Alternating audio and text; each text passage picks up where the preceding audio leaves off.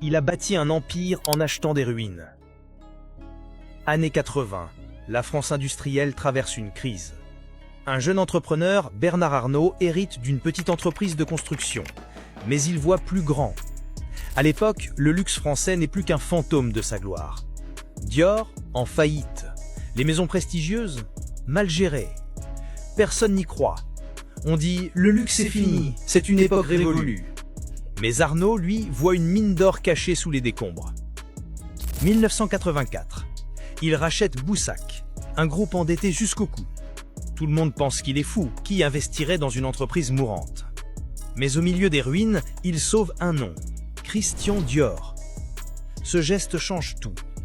Arnault comprend, les marques, c'est plus puissant que les produits. Imaginez, vous êtes à Paris. Les journaux disent qu'il gaspille sa fortune. Les banquiers le regardent comme un parieur inconscient. Mais Arnault garde le cap, froid, stratégique. Et peu à peu, maison après maison, il reconstruit un empire où d'autres ne voyaient que des ruines.